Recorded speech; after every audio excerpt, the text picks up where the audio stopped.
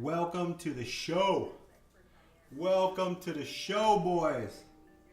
Let's get this cam on here. Go, bada boom. Let's go. Let's go. All right. So how to set targets, right? Right now we have H bar pumping. You're like, oh, it's in the middle of discovery, right? Problem is your Fibonacci's have not flipped. How you set targets is based on Fibonacci's. Okay. And currently on the 4-hour Fibonacci's, it hasn't got enough volume to basically, since it was so low and there was so much volume missing, and it's just breaking above the moving average, the 200 moving average, right? What that means is H bar. Now notice this trade here. A lot of times, guys, if you're looking at trades, you see this big downcline you had here with H bar, and eventually it pumped up, came back, and it retested this line, and it came back, pumped up, and it retested this line. 3 times that it retests. The third time normally means it's either going to break through. Normally means it's going to go the opposite direction. So even if it's pushing through the top, 3 rejections, a triple top, it normally goes down. On the bottom, a triple bottom, it normally goes up. So if you guys would have seen H bar fight, and then fight, you could have said to yourself, man, I'm gonna start cost average buying in here because this seems like a bottom right here, right? And then your target would be the 200 moving average, right? Right here, the 200 moving average. So right there, that's a really big gains, okay? Now that's one way to get a target, but since the Fibonacci's here aren't swept over, and look at that, boom, it hit the 200, bounce back, 200 again, bounce back. But since we don't have the 4-hour Fibonacci's, we can't make a target right now because we don't have any Fibonacci's, right? What we have to go is to the next hour set, right? Which would be the 3-hour. Let's hope the Fibonacci's chain there. They haven't changed there yet, which means it's still not convinced it's going to have a big run. But now let's go to the 2-hour, and here you go on your Fibonacci's, right? Now remember, we entered this trade a lot earlier off the 2-hour, 1-hour move, which would be in this area here, right? So you can see right here there was a section of where you got into this trade, which would have been right in this zone here, right? Now, where do you set targets? Targets are the Fibonacci's, right? So take a look right here, and what we have is when you get into this trade, this is the buy zone, right? We would have seen the Fibonacci's in this zone here. Here's your buy zone, right? Boom, boom. Here's the buy zone. And the target, guys, the target is going to be the 786, right? The 786 is the hardest Fibonacci to break. Okay, it's the hardest Fibonacci to break. There it is right there. That's at 7 cents 138. Okay, that's where that's at right there. Let me get that price in there. The Fibonacci, the 7 Fibonacci is right there, right? That's the 7158. That's the hardest Fibonacci to break is the 786, right?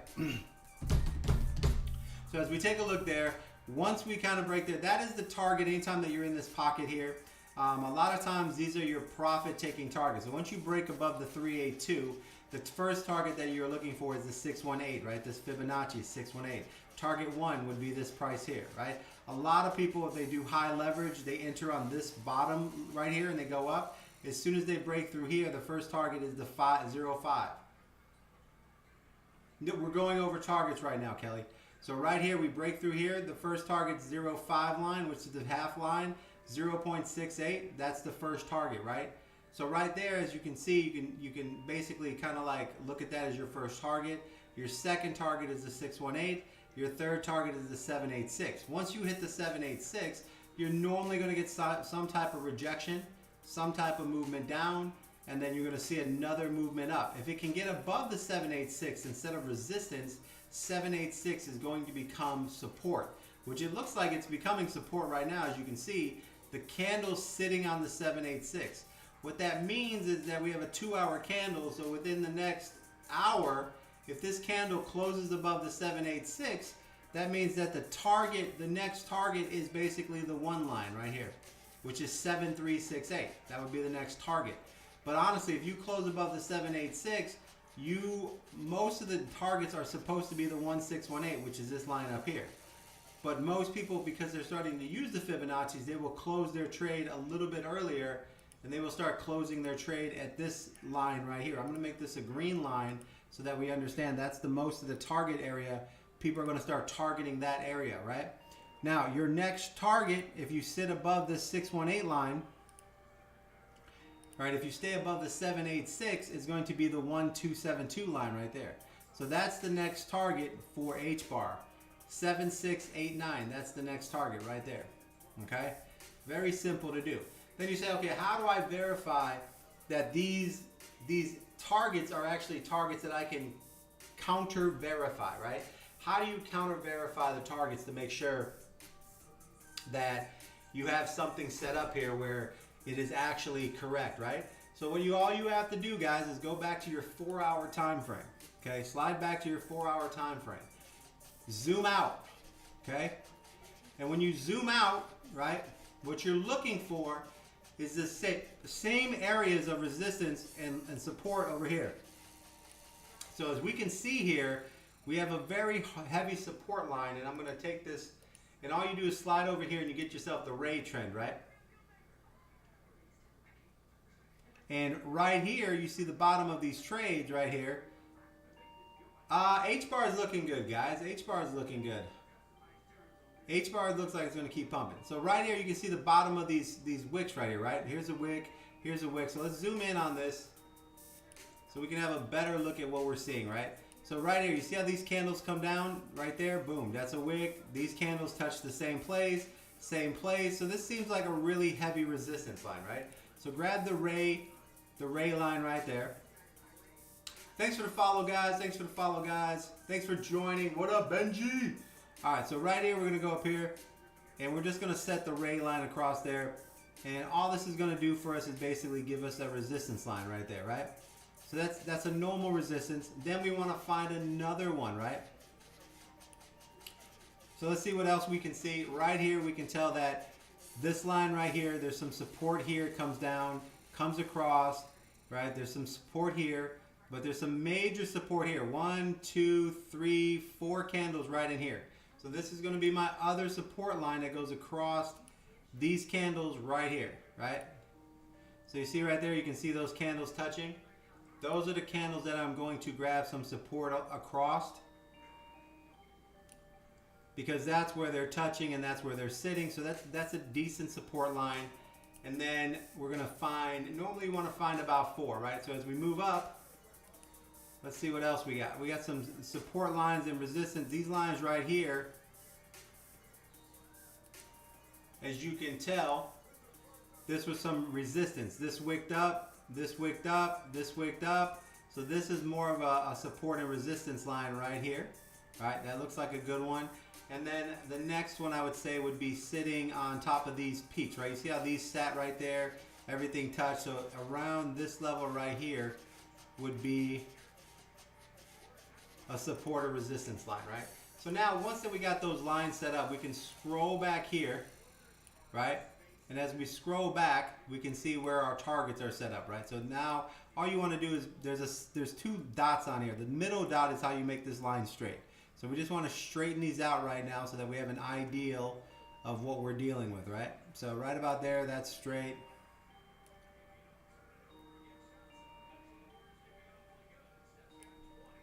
Right there you go, that's pretty straight. Now, these are our lines, and we need to go up a little bit higher because we're going above price right here, right? So now we're going to find another line in there, and it looks like the bottom of this wick here and the bottom of these wicks right here seem pretty good, right? That seems like there's a lot of consolidation that sat right here on this line right here. You see those consolidations? So that was nice. And then in here, there seems to be another support area right here and resistance right on the top of these candles.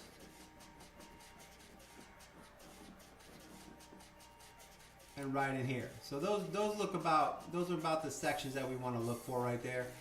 And if you want to top it off and say, okay, how far are we rolling? We could take a look here and go probably in this zone here where we have this major support right there across the bottom of all this consolidation. That's probably the highest line that we have.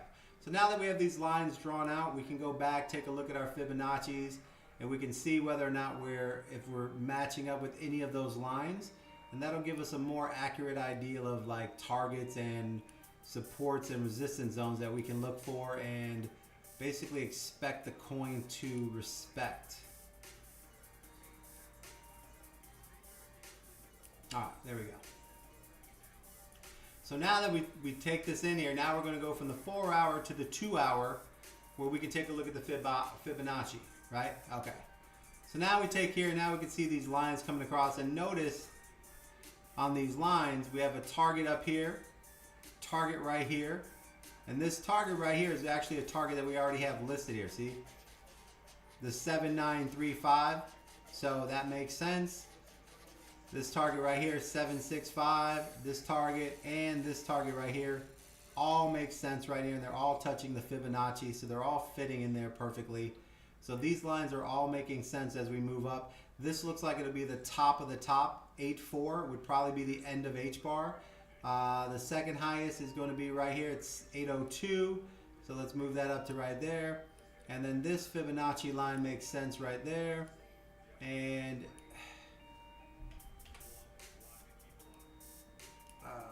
why do we keep grabbing the same thing?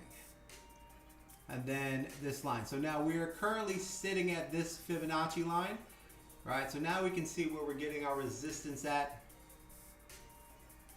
as we move across. We rejected off that fib, and now we're headed back to this fib here, right? So it looks like this is where we're gonna bounce off of if we are gonna bounce, and head back up to that Fibonacci. But these are the levels right here. So if we can break this level, that'll be the next level. Those are your targets, but they're all based on the 786. That's the main target you want to hit, and this is the secondary target right here if you break through the 786. So these are your two targets, guys, that you aim for, right? Those are what you aim for right there. But now we're in the middle of a pullback, right? So now on this pullback, we're probably going to sit on top of this Fibonacci line, right? So let's go to the 1 hour, and let's see where we're going to sit back on this. Okay, Fibonacci line right here. This is where you're either going to find support or fall through, right? And H bar looks like it's getting a little bit weaker because we are getting close to seeing, you know, a red moon here. Still a lot of volume, so it still has room to grow, but it does have some area here that it can go down. So we're still kind of like working on that scenario right there. So it's still in a little bit of a pullback, but it has major support here. This is a major support line here. As we can see as we go across, this has been a support line in the past. So this is the support line area that it's hitting. So now we're going to see if it breaks through there, then it's going to come all the way back down to here to 669. So this is the key role of, like, if H bar is going to hold this support area right in here and bounce up and move back up to 7432, or if it's just going to get rejected. So that's where we're at right now. That's how you can look at your targets. But personally, for me, I would just take a look at the 30-minute red moon to give me an ideal of when things are going bad. And, you know, if I'm up a lot of money on this, if I'm up a bunch of percent, I would play the 30-minute red moon. So if this 30-minute red moon hits, then I would just get out of my trade, because that just means that the cost and the price action is going the other way, and it's going to pull itself down right there, right? So if this goes red on the 30-minute, I'll just jump out of that trade. And I wouldn't go back until it actually reset. All right, that's